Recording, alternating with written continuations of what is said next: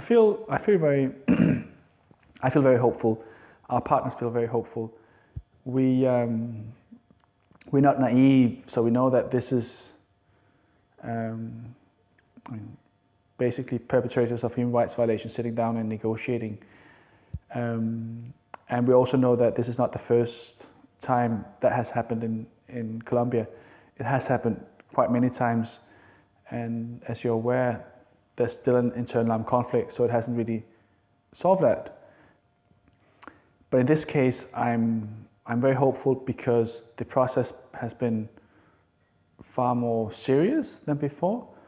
I think from both parties they have been more genuine in wanting to reach an agreement. I think the FARC sees this as almost as a last opportunity, because the last peace talks failed, and after that there was a very long period of warfare.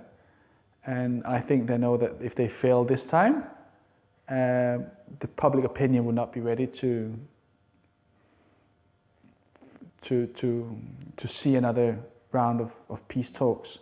So I think they're very much aware of this, and you can see that they are becoming more pragmatic, and they are reaching agreements faster than they used to do. And the government, I mean, I think they have become more sensitive to all the harm the conflict is causing. In Colombia, you have about 48 million people, and more than 7 million of those are victims. Most of those are of internal displacement. So this is, has a huge effect on the country. One of the roles of our partners is also to engage with very local organizations and communities, because they tend to be more skeptical because they are further away from the power. So they have seen this before. They've seen politicians, with many promises and involved in peace talks and saying that things will change, and then they haven't. So they're very skeptical. So our partners are, playing an important role in making those talks more legitimate, and basically enabling communities and local organizations to participate in local level, for example, in something that's called victims roundtables. We know that once the peace agreement is finalized, there'll be the implementation phase, which is really critical.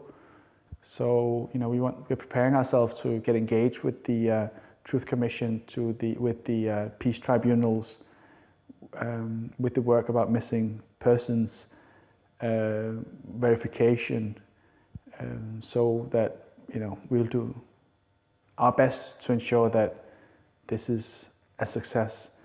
Along the way, we hope that the other main insurgent group, ELN, which is the smaller one of the two, that they will also engage in peace talks, because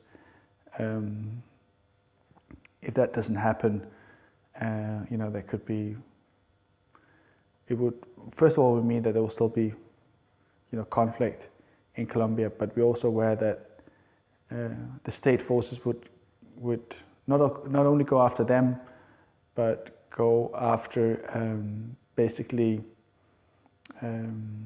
communities who they think might support them.